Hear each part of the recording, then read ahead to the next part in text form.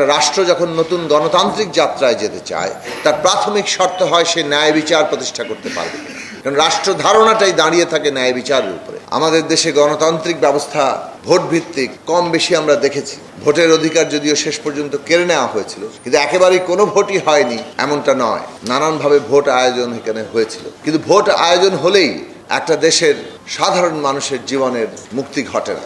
Vote অত্যন্ত গুরুত্বপূর্ণ, কিন্তু ভোট আয়োজনের পাশাপাশি এমন রাজনৈতিক দল যারা সংখ্যাগরিষ্ঠ মানুষের স্বার্থের পক্ষে নীতি আইন তৈরি করে, অর্থনীতি সামাজিক এবং সাংস্কৃতিক ক্ষেত্রে সেই নীতির প্রতিফলন ঘটায়, রাজনীতি সেই অনুযায়ী পরিচালিত করে, সেই রকম একটা জায়গা যে রাজনৈতিক দল ধারণ করে, যে রাজনৈতিক শক্তি ধারণ করে, সেই রাজনৈতিক শক্তির বিকাশ ছাড়া মুষ্টিমেয় ধনিক শ্রেণী লুটেরা রাষ্ট্র ক্ষমতা ব্যবহার করে ধন সম্পদ যারা লুট করে নেয়, তাদের দ্বারা জনগণের সার্বিক মুক্তি সম্ভব না। ফলে আমরা যেমন একদিকে রাজনৈতিক ব্যবস্থার মধ্যে, রাষ্ট্র ব্যবস্থার মধ্যে গণতান্ত্রিক ব্যবস্থা কিভাবে কায়েম করা যায়, এককেন্দ্রিক ক্ষমতার বিপরীতে ক্ষমতার ভারসাম্য এবং জবাবদিহি কিভাবে তৈরি করা যায় তার জন্য লড়াই করেছি।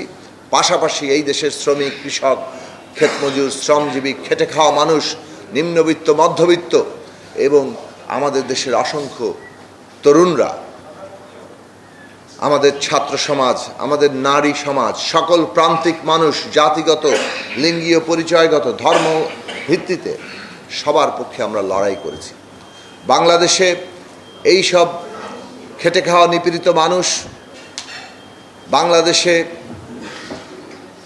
সকল প্রান্তিক মানুষের কণ্ঠস্বর হিসেবে, তাদের স্বার্থের প্রতিনিধিত্বকারী হিসেবে আমরা গণতন্ত্র মঞ্চকে দাঁড় করানোর চেষ্টা করেছি এবং সেই চেষ্টা এখনও অব্যাহত রেখেছি।